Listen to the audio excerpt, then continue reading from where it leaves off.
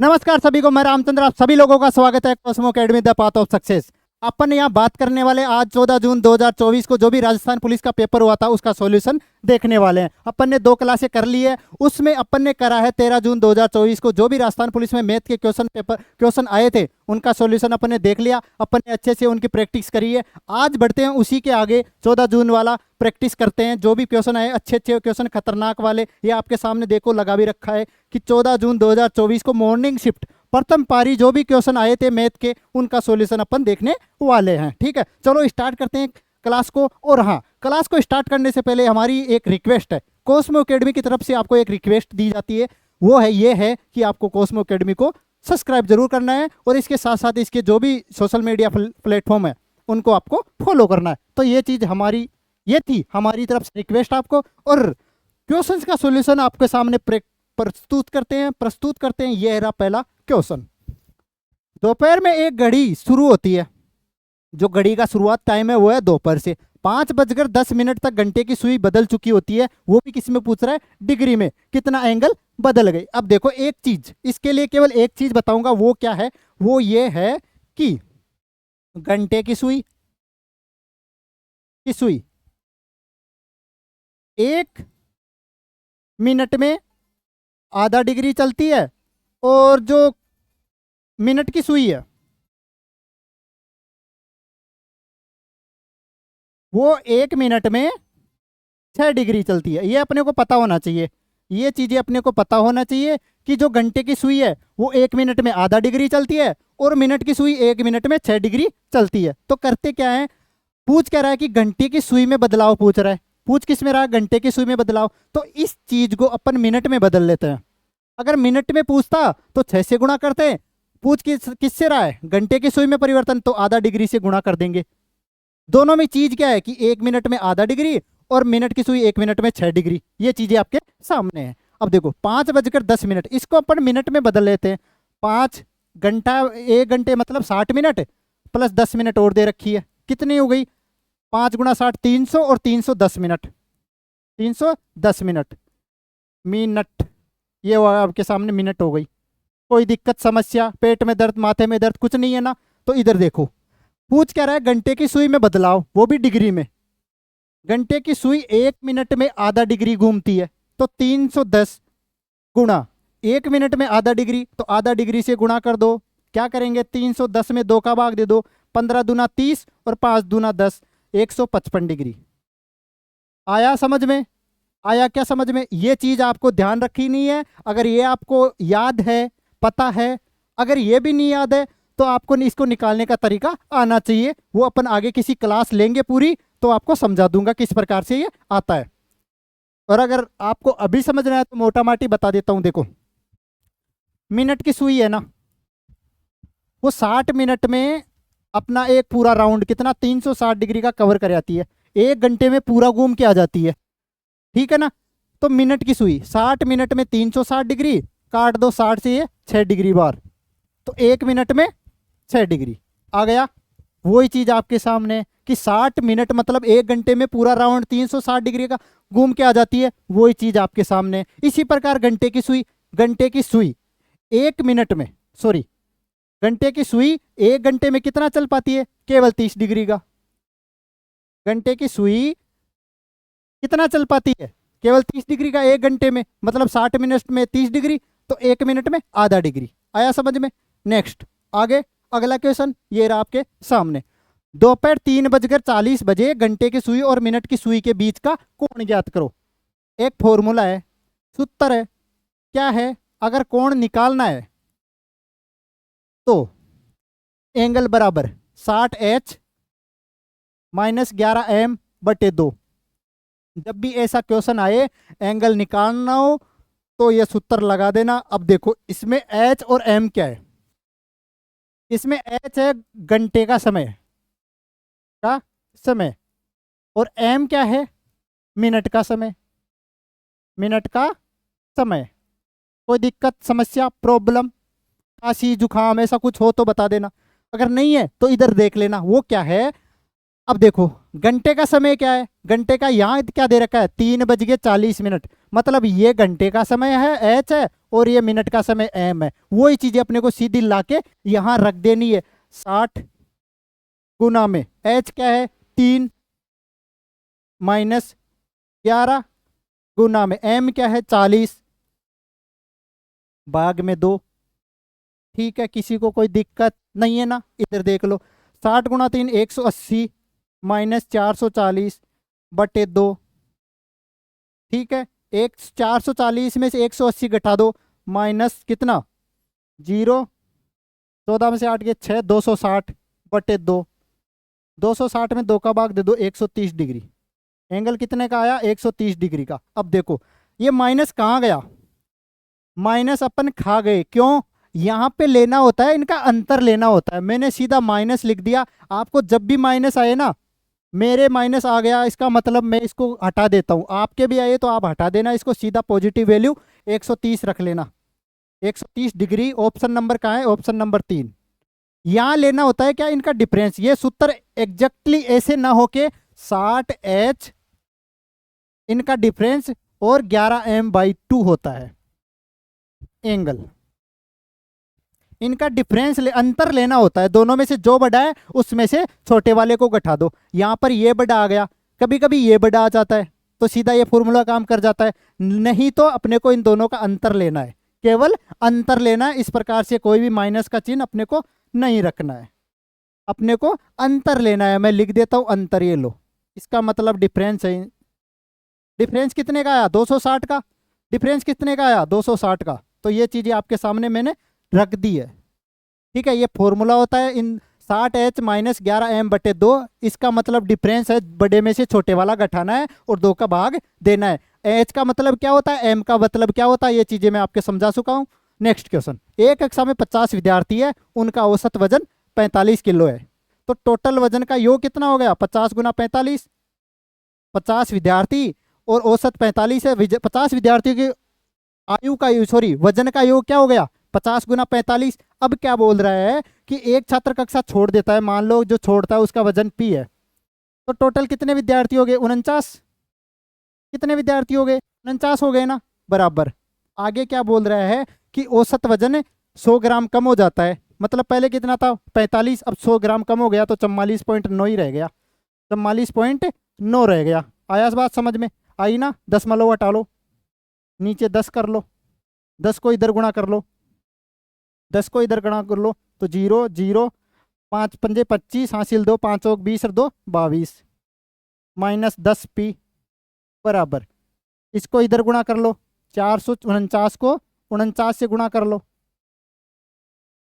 इसको 50 से गुणा कर लो, उसमें से एक बार ये हटा दे, 449 हटा देना। या अगर आपको ये नहीं आता तो आप ऐसे कर लो। ठीक है, करो। 9 नाम 81 हासिल 8, 9 चौक 36 और 8 44 हासिल 4, 9 चौक 36 और 4 40।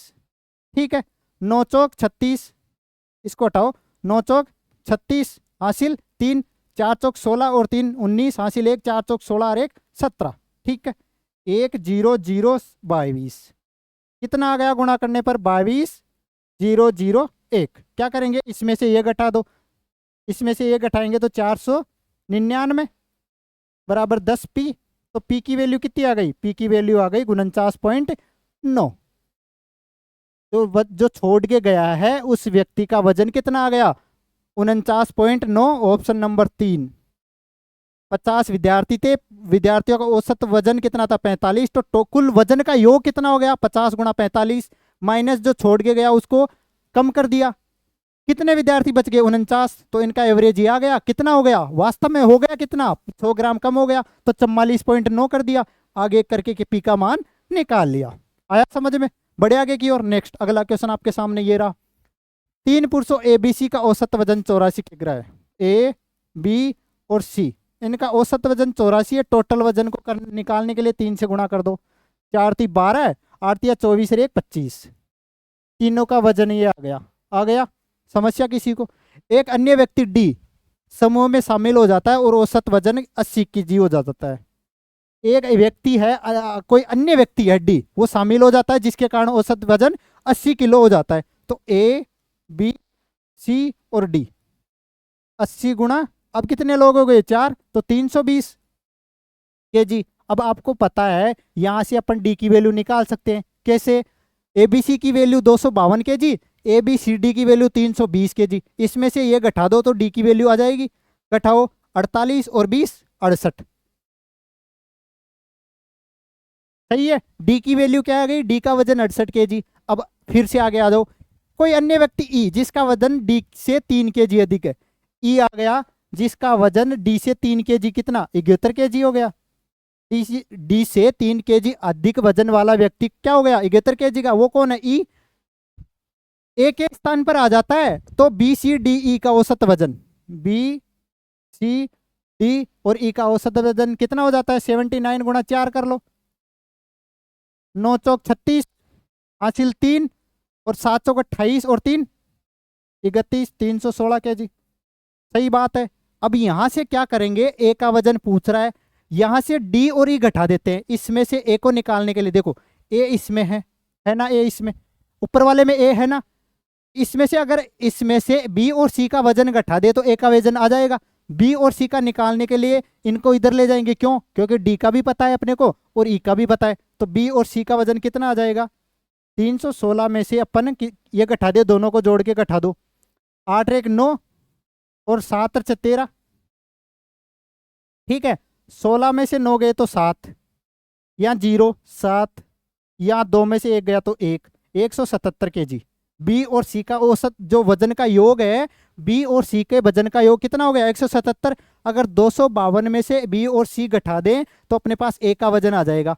घटाओ, 252 में से 177 घटा दो, 12 में से 7 गए तो 5, या 14 में से 7 गए तो 7 और 1 में से 1 गया तो 0। मतलब ए का वजन कितना आ गया? 75 kg। कितना आया? 75 kg, यानी 75 kg। ऑप्शन नंबर है क्या कोई सा? Option number 2। ठीक है, आया समझ में? इसी प्रकार से आगे चलते हैं, अगले क्वेश्चन की ओर बढ़ते हैं। माना x दो संख्याओं और का गुणनफल है। एक संख्या मान ली, दो संख्या है ये वाली और दूसरी है ये वाली। मान लेते हैं एक संख्या, सॉरी x ना मान के, क्योंकि x तो दोनों का गुणनफल है। ए संख्या मान लेते हैं ये 359, 893, 456, 789, 325 और 678। ये पहली संख्या है। दूसरी संख्या बी मान लेते हैं 342, 973, 489, 379, 256। एक्स है, इन दोनों का गुणनफल है। एक्स क्या है? ए गुणा बी है। तो एक्स में अंकों की संख्या क्या है? इन दोनों का गुणनफल करेंगे तो एक्स आएगा। तो एक्स में क्या पूछ रहा है? एक्स में पूछ रहा है कि उनमें अंकों की संख्या कितनी है। अब देखो, ए में अंकों की संख्या कितनी है, इसमें अंकों की संख्या कितनी है? गुणो 1 2 3 4 5 6 7 8 9 10 11 12 13 14 15 16 17 18 19। और बी में अंकों की संख्या कितनी है? 1 2 3 4 5 6 7 8 9 10 11 12 13 14 15। और एक्स में निकालना है। मतलब ए में अंकों की संख्या 19 है, बी में अंकों की संख्या 15 है, और एक्स दोनों का गुणनफल करेंगे तो एक्स आएगा। एक्स में पूछ रहा है अंकों की संख्या कितनी है, दोनों को जोड़ देंगे ना अपन। तो एक्स में ए के अंकों की संख्या और बी के अंकों की संख्या का जोड़ देंगे, 34 आएगा। तो अंकों की संख्या कितनी हो जाएगी एक्स में? 34। एक्स में अंकों की संख्या कितनी हो जाएगी? 34। कैसे आया वो चीज आपको एक समझा देता हूं। मान लो अपन 12 को 12 से गुणा करें, इसमें भी अंकों की संख्या 2 है, इसमें भी अंकों की संख्या 2 है, तो कितना आया? 144। मतलब इससे एक कम आ गई। दोनों को जोड़ेंगे, दोनों को जोड़ेंगे कितना आया? 4। तो अंकों की संख्या आई कितनी? या तो 3, इससे एक कम, या खुद 4 आएगी। मतलब दोनों का जोड़ आएगा। ये बात समझना आपको, ये समझने की बात है, याद करने की बात है। क्या? जो अंकों की संख्या आएगी ना, दोनों को गुणा करे, कितना आया? 144। और यहाँ अंकों की संख्या 2 है, इसमें भी 2 है। तो जो भी अंकों की संख्या आएगी ना, वो दोनों के जोड़ से एक कम या खुद जोड़ आएगी। या तो एक कम कितना? 3 या 4 आएगी। अब दूसरी चीज, ये तो छोटी संख्या थी। अगर अपने 2 अंकों की बड़ी संख्या ले ली ना, अब मैं ये भी बता देता हूँ कि 4 कब आएगी। अगर 99 को 99 से गुणा करेंगे तो कितना आएगा? 9801 आएगा। इसमें भी अंकों की संख्या 2 और इसमें भी अंकों की संख्या 2। समझ में आया बात? आपको आई बात समझ में? क्या अब क्या आ गया अंकों का? अंकों की संख्या कितनी है? दोनों को गुणा करे, दोनों में 4 अंक आ गए तो हो गए ना 4।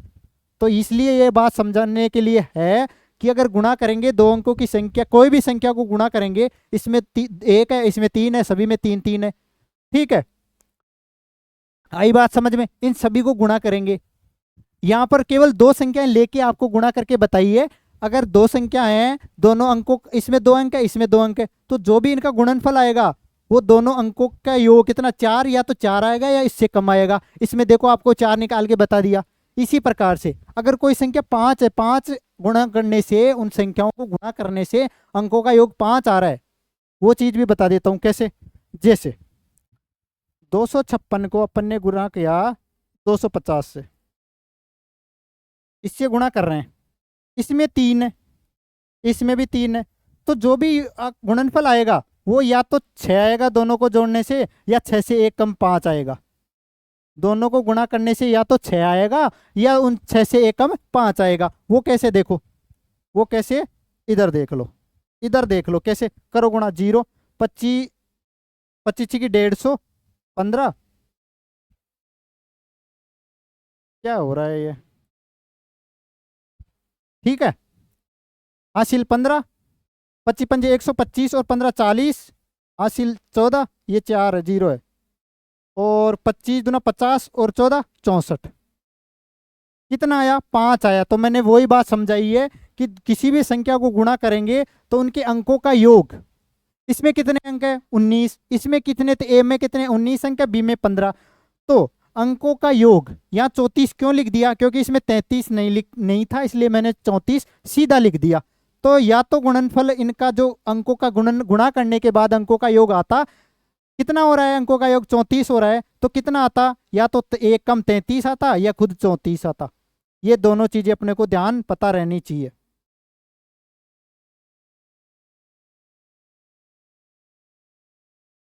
ये दोनों चीजें या तो 34 आता या खुद 33 आता। आई बात समझ में? 33 है नहीं तो 34 पे अपन ने सीधा टिक लगा दिया। आया समझ में? नेक्स्ट अगला क्वेश्चन। अगला क्वेश्चन ये रहा आपके सामने। क्या करना है? कैलकुलेशन करनी है। 800 में भाग दे दो 64 का, गुणा में 1296 में भाग दे दो 36 का। ठीक है, क्या करेंगे? 12 से काट दो, 12 तिया 36, 12 एकम 12, पूरी पूरी बार नहीं जाता 0, और 12 अंटे 96। ठीक है, 8 से काटो ये 8 बार, और 3 से काट दो ये 36 बार, 4 से काट दो ये 2 बार, 4 से काट दो ये 9 बार, 4 से काट दो इसको 50 बार। क्या बच गया? 50 गुणा 9, 450। ये आपको समझ में आया? दिखा क्या आपको? नहीं दिखा ना? इधर देखो, 800 भाग 64, ठीक है, गुणा में 1296 भाग 36। क्या करेंगे? 12 से काट दो ये 3 बार, 12 एकम 12 और 12 अट्ठे 96, 108 बार चला गया। अब क्या करेंगे? 3 से काट दो इसको, कितनी बार कटता है? 36, 72, 108। 8 से काटो, 8 से ये 8 बार, ठीक है, 4 से काट दो ये 9 बार, 4 से ये कट रहा है 2 बार, और 100 बच गया। 100 में 2 का भाग देंगे तो ये 50 बार। क्या बचा? 50 गुणा 9 बच गया। कितना आता है? 450। है क्या कहीं 450? ऑप्शन में होगा कहीं? कहीं नहीं है, तो ये रहा ऑप्शन, इसी में छिपा हुआ है। ऑप्शन नंबर 4 में छिपा हुआ है 450। आई बात समझ में? बढ़े आगे की ओर। आया क्या समझ में आपके सभी के? नेक्स्ट अगला क्वेश्चन ये रहा आपके सामने। 3 संख्याएं, कौन सी संख्याएं? 3 संख्याएं। कहाँ है 3 संख्याएं? अपन निकालेंगे 5:7:12 के अनुपात में है। के अनुपात में, यदि पहली और तीसरी संख्या का योग दूसरी से 50 अधिक है, ये पहली संख्या है, ये तीसरी संख्या, इन दोनों का योग कितना हो गया? 12 5 17। तीसरी से 50 अधिक है, दोनों का डिफरेंस कितना है? 10। इसकी वैल्यू क्या है? 50। तो एक की वैल्यू कितनी आ गई? 5। पूछ क्या रहा है? तीनों संख्याओं का योग 12 12 और 7 19 और 5 24। 24 से गुणा कर दो, कितना आया? 120। तीनों संख्याओं का योग क्या आ गया? 120। आया किसी के समझ में? नहीं आया तो देखो, अनुपात दे रखा है, तो पहली संख्या अपन क्या मान लेते हैं? 5x, दूसरी 7x और तीसरी 12x। ये फर्स्ट मेथड था। अगर ये नहीं समझ में आया तो इधर से देख लेना। ठीक, क्या बोल रहा है, पहली और तीसरी संख्या का योग कितना हो गया 17x, दूसरी से 50 अधिक है, दूसरी संख्या से 50 अधिक है, पहली और तीसरी संख्या का योग दूसरी से 50 अधिक है, सही है। 7x इधर ले आओ तो कितना बच गया 10x बराबर 50, तो x की वैल्यू कितनी आ गई 5। पूछ क्या रहा है, तीनों संख्याओं का योग कितना है, 12 7 19 और 5 24x, x की वैल्यू कितनी है 5, 24 5 120, ये तीनों संख्याओं का योग आ गया। दो तरीके बता दिए मैंने, अगर ये नहीं समझ में आया, सीधा तरीका नहीं समझ में आता है, रेशियो पल्ले नहीं पड़ता है आपको, तो ये लो इसे कर लो। नेक्स्ट, 80 लीटर मिश्रण में दूध और पानी का अनुपात 7:3 है, ये दोनों का अनुपात है, ये मिल्क टू वाटर, पानी, दूध को उल्टा करेंगे तो पानी, मिल्क को उल्टा कर दिया तो वाटर, ठीक है। अब क्या है, अनुपात 2:1 बनाने के लिए इसमें कितना पानी मिलाया जाना चाहिए, अनुपात कितना बनाना है 2:1। अब देखो पानी मिला रहा है, दूध से बोल रहा है कि दूध नहीं पानी मिलाना है, दूध जैसा था वैसा ही रखना है। यहाँ कितना था 7 यूनिट का, यहाँ कितना है 2 यूनिट का, इन दोनों को बराबर करो, बराबर करने के लिए यहाँ कर दो आप 2 से गुणा और यहाँ कर दो आप 7 से गुणा, आया समझ में। तो यहाँ से 2 से गुणा करेंगे तो दोनों तरफ करना पड़ेगा, ठीक है। तो अब आगे मिल्क टू वाटर का रेशियो कितना हो गया 14:6, और यहाँ कितना 14:7, आया समझ में। बोल क्या रहा है, बोल रहा है कि 80 लीटर मिश्रण, जो मिश्रण का शुरुआती वो योग था 14:16, ये वैल्यू किसके बराबर है 80 की वैल्यू, 80 के बराबर, 20 की वैल्यू 80 kg, दोनों का योग कितना हो गया 14 और 6 20, तो 20 की वैल्यू 80 kg के बराबर, 1 की वैल्यू 4 kg, 1 की वैल्यू 4 kg, यहाँ कितना बढ़ा 1 ही बढ़ा, मतलब 4 kg बढ़ा दिया, कितना पानी मिला दिया 4 kg, कितना पानी मिला दिया 4 kg। Option number 1, option number 1 आया समझ में। ये नहीं आया तो देखो शुरुआत से तरीका, 80 लीटर मिश्रण था, 7:3 मिल्क टू वाटर, 80 लीटर में 7 यूनिट क्या है दूध है और 3 यूनिट क्या है पानी है, ठीक है। तो 10 की वैल्यू 80 के बराबर, 1 की वैल्यू 8 के बराबर, तो 7 × 8 56 क्या हो गया 56 लीटर दूध हो गया। अब क्या है 8 × 3 और बच गया क्या 24 लीटर, ये क्या हो गया पानी हो गया, सही बात है। अब देखो अनुपात 2:1 करना है, ठीक है, तो कितना पानी मिलाएं 2:1 करना है, तो कितना पानी मिलाएं। यहाँ 56 लीटर दूध था, तो दूध बाद में भी कितना होना चाहिए, आगे भी दूध 56 लीटर ही होना चाहिए, इसको कर दो 28 से गुना, 28 से गुना कर दो, क्यों दूध को सेम रखना है, दोनों तरफ 28 से गुणा कर दो, तो ये कितना हो गया 56 लीटर, और ये कितना हो गया 28 लीटर, कितना मिलाया 4 लीटर, 4 लीटर, ये चीज पूछ रखी है, तो कितना पानी मिलाएं 4 लीटर मिला दो। नेक्स्ट, 12 बंदर 12 मिनट में 12 केले खा सकते हैं, ये टाइम एंड वर्क के हिसाब से एक क्वेश्चन है, एक इस टाइम एंड वर्क का ही टाइप है, कैसे करते हैं इसका एक फॉर्मूला होता है, 12 बंदर 12 मिनट में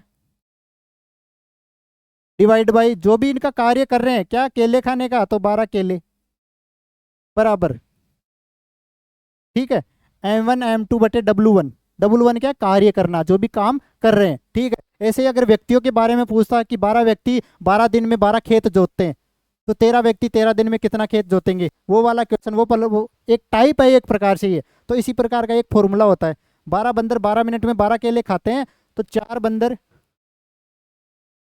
और कितने मिनट में, तो x मिनट कर लो, अपने को समय निकालना मिनट निकालना है, अपॉन 4 केले, यहाँ किले हो गए, किले नहीं है केले करना है अपने को, यहाँ पर क्या करना है केले करना है, ठीक है। देखो केले से केले काट दो, बंदर से बंदर जाता रहा, कितना हो गया 4 से ये 4 कट गया, 12 से ये 12 कट गया, कितना बच गया x बराबर 12 मिनट। यहाँ मिनट मत काट देना, क्यों, क्योंकि मिनट तो अपन ने ली नहीं ना, मिनट तो अपन ने ली नहीं, क्यों निकालना यही था, मिनट की जगह x ले लिया अपन ने, तो ये चीज हो गई x बराबर 12 मिनट, मतलब 12 मिनट में 4 बंदर 4 केले खा सकते हैं, ऑप्शन नंबर 3। ये इस प्रकार का एक टाइप है टाइम एंड वर्क की, इसमें ये फॉर्मूला लगता है। नेक्स्ट, 3 पुरुष या 9 लड़के एक कार्य को 21 दिनों में पूरा कर सकते हैं। 3 मेल पुरुष 21 दिनों में जितना काम करेंगे उतना ही 21 दिनों में 9 लड़के करेंगे। 3 मेल 21 दिनों में जितना काम करेंगे उतना ही काम यहाँ बॉय आएगा, ठीक है, उतना ही काम 21 दिन में 9 लड़के करेंगे। कर लो, एफिशिएंसी निकाल लेते हैं इनकी अलग अलग, मेल और बॉय, आदमी और लड़के की एफिशिएंसी यानी क्षमता का अनुपात निकाल लेते हैं। यहाँ से आ जाएगा कैसे, 21 से 21 कट गया, 3 से ये 3 बार कट गया, तो इधर मेल आ गया, नीचे आ गया बॉय, 3:1। इनकी एफिशिएंसी का अनुपात आ गया 3:1।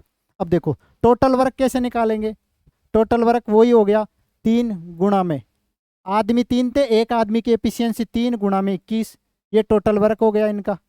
पूछ क्या रहा है, 5 पुरुष और 6 लड़के मिलकर उसी कार्य को कितने दिन में पूरा करेंगे। 5 पुरुष, एक पुरुष की एफिशिएंसी 3, तो 5 की 5 थी 15, प्लस 6 एक लड़कों की एफिशिएंसी 1, तो 6 लड़कों की 6, ऊपर क्या रहा, ऊपर 3 गुणा 21, नीचे क्या रहा, 5 थी 15 और 6 21, 21 को 21 से काट दो, कितना बच गया, 9 दिन। 9 दिन में काम खत्म कर लेंगे। ऑप्शन नंबर है क्या कोई सा, है इसमें ऑप्शन नंबर 4 में 9 दिन छिपा हुआ, आपको पता नहीं, दिख नहीं रहा आपको, समझ में आया। यहां से क्या करेंगे, ये टोटल वर्क के बराबरी है। किसी काम को 3 मेल यानी 3 पुरुष 21 दिन में करते हैं, वही काम 21 दिन में 9 लड़के करते हैं, यही टोटल वर्क है।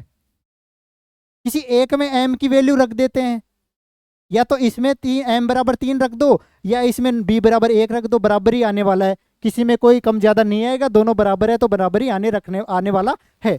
तो टोटल वर्क ये हो गया 3 गुणा में 21, एम की वैल्यू 3 रख दी। पूछ क्या रहा है, 5 पुरुष और 6 लड़के, इनका भाग दे देंगे तो आ जाएगा अपने पास समय, वो कितना आ गया, 9 दिन। नेक्स्ट क्वेश्चन अगला, मोहन को ठीक से याद है कि उसके पिता का जन्मदिन 20 जनवरी से पहले लेकिन 16 जनवरी के बाद है, जबकि उसकी बहन को सही याद है कि उसके पिता का जन्मदिन 18 जनवरी के बाद लेकिन 23 जनवरी से पहले है। जनवरी में किस तारीख को निश्चित रूप से उनके पिता का जन्मदिन है। अब देखो, मोहन के अनुसार जो जन्मदिन है उनके पिता का, वो 16 जनवरी और 20 जनवरी के बीच में है, मतलब 17 को हो सकता है, 18 को हो सकता है, 19 को हो सकता है, ठीक है, इनके बीच में है, तो ना तो 16 लेंगे ना 20 लेंगे। और उसकी बहन के अनुसार कहाँ पड़ता है, 18 और 23 जनवरी के बीच में, मतलब 19, 20, 21 और 22। अब अपने को देखना है, ये चीज देखनी है कि दोनों में कॉमन कौन सी तारीख आ रही है, 19 जनवरी। कॉमन कौन सी है, 19 जनवरी। कॉमन कौन सी आ गई आपके सामने, देखो 19 जनवरी कॉमन आ रही है, मतलब जन्मदिन कब होने वाला है, 19 जनवरी को, 19वीं जनवरी। ऑप्शन नंबर 3 जो कॉमन है वो टिक लगा दो और आगे क्वेश्चन की अपनी तरफ बढ़ जाओ। देखो ऐसा, सोहन एक कक्षा में ऊपर से 7वें स्थान पर और नीचे से 26वें स्थान पर, तो कक्षा में कुल कितने विद्यार्थी है। केस क्या करेंगे, दोनों को जोड़ दो, 26 + 7 और इसमें से 1 घटा दो, 26 + 7 इसमें से 1 घटा दो, ठीक है, कितना आएगा, 32। 26 और 7 33 में से 1 गया तो 32। Option number 2, option number 2। बढ़ो आगे की और नेक्स्ट क्वेश्चन, एक संख्या में पहले 10% की कमी की जाती है और फिर 10% की वृद्धि की जाती है, इस प्रकार प्राप्त संख्या मूल संख्या से 50 कम है। मान लो कोई संख्या कितनी है, 100x है। अब क्या बोल रहा है कि इसी संख्या में पहले 10% की कमी कर दी, तो कितना, 100x का 10% की कमी कर दी, इसकी वैल्यू क्या लिख सकते, 10% को 1/10, 10 में 1 की कमी मतलब 9/10 गुणा, अब 10% की वृद्धि कर दी, मतलब 10 में 1 की वृद्धि 11/10, कितना आया है, 2 0 से 2 0 कट दी, 11 नाम 99। पहले संख्या इतनी थी, कमी वृद्धि के बाद इतनी हो गई। बोल क्या रहा है, इस प्रकार प्राप्त संख्या मूल संख्या से 50 कम है। ये संख्या इस संख्या से कितनी कम है, 50, तो मतलब अक्स की वैल्यू क्या आ गई, 50 कैसे आई, 100x में से 99x गया तो कितना हो गया, अक्स की वैल्यू 50 के बराबर है। तो मूल संख्या पूछ रहा है, मूल संख्या क्या थी, 100x, क्या थी, 100x, अक्स का वैल्यू पता है कितना, 50, तो 100 गुणा 50 कर दो, 100 गुणा 50 कितना आया, 5000। मूल संख्या क्या थी, 5000। 5000 ऑप्शन नंबर 1। ये सामने आपके सामने सॉल्यूशन आ चुका है किसका, क्वेश्चन नंबर है, मैं देख लेता हूँ 13, क्वेश्चन नंबर 13 का सॉल्यूशन। नेक्स्ट क्वेश्चन, नेक्स्ट यानी अगला क्वेश्चन। आपको मैथ के साथ साथ अंग्रेजी भी पढ़ाई जाएगी, ठीक है। अभी यहाँ लिखी हुई नहीं है, नहीं तो मैं पढ़ा देता आपको, ठीक है। अन्य कहीं और से आपको अंग्रेजी पढ़ने की जरूरत नहीं पड़ती, क्यों? क्योंकि मैं पढ़ा देता आपको। एक यानी 1 होता है, राशि मतलब अमाउंट होता है। ऑफ होता है 32%, of 60%, of 40% is equal to 432। आया समझ में? पढ़ाया ना मैंने? तो ये चीजें आपके सामने देखो। एक राशि की, कोई भी राशि मान लेते हैं, एक्स है, इसके 32%, इसके 60%, इसके 40%, इसका मान क्या है? 432। एक राशि के 32% के 60% के 40% क्या है? 432 के बराबर है। कर लो, जहां तक कट रहा है जीरो से, ये जीरो गई, 2 जीरो गई, गई ना। 4 से कट रहा है 108 बार, 4 काट दो। 6 से कट रहा है 18 बार, कट गया ना, आ गया ना, कट गया ना। अब कट रहा है किससे? हाँ बहुत बार कट रहा है। ये कट रहा है 4 से, ये 8 बार, 4 से ये 25 बार कटा। फिर से कट गया, ये 4 से 2 बार, ये 4 से 25 बार, और ये 9 बार। इधर क्या आया? 25 गुणा में 25 गुणा में 9, मतलब 25 गुणा 25 कितना होता है? 625 को करेंगे किससे? 9 से गुणा। 625 को करेंगे 9 से गुणा, ठीक है। आया क्या समझ में? करो। 9 पंजे 45, हासिल 4, 9 दूने 18, 4 22, हासिल 2, 9 छिकी 54 और 2 56, 5625। 5625 है कहीं? हाँ है ना, ऑप्शन नंबर 4। इसमें ऑलरेडी ऑप्शन नंबर 4 है ना, जो क्या बोल रहा है, इनमें से कोई नहीं। इसका मतलब 5625 ऑप्शन नंबर 4 ही है। ऑप्शन नंबर 4 का मतलब ही 5625 है। ये भी अपने को चीजें सीखने पड़ेगी। जो अपने पास आ गया ना, अगर वो कहीं नहीं है तो वो ऑप्शन नंबर 4 होता है, जो लिखा होता है इनमें से कोई नहीं। आपके समझ में आया मैंने क्या बोला? नहीं आया ना, मेरे खुद के ही नहीं आया। देखो नेक्स्ट क्वेश्चन। एक रेडियो का क्रम मूल्य 600 रुपये है। क्रम मूल्य क्या है? कॉस्ट प्राइस क्या है? 600 रुपये। आगे क्या बोल रहा है? लागत मूल्य का 5% परिवहन के लिए लिया जाता है, इसे जोड़ने के बाद। मतलब इसका परिवहन पर खर्च कितना आ गया? इसका 5% कितना हो गया? 600 का 5% कितना होता है? 30। इसका 5% निकाल लेना, 30 रुपये आता है। तो 600 रुपये हो गया, 30 रुपये ये हो गया। आगे इन दोनों को जोड़ने के बाद शुद्ध लाभ 15% है। इन दोनों को जोड़ दो, 630, और इसका 15% लाभ हो रहा है, तो विक्रय मूल्य निकालना है। इसका 15% निकालो, इसका 15% निकालो, फिर इसमें जोड़ो, या आप इसी का 115% निकाल लो। क्यों? 15% को क्या लिखेंगे? ये लिख देंगे 3/20। मतलब 20 में 3 का लाभ कितना? 23/20 दो, 1 जीरो से 1 जीरो गई। करो, 23 को 63 से गुणा करो, कितना? 23, 23 दूना 46, 23 3 69, हासिल 6 69। 23 को 6 से गुणा करो, 3 से गुणा करा तो कितना आया? 69। 6 से गुणा करेंगे तो कितना आएगा? 138 आ जाएगा क्या?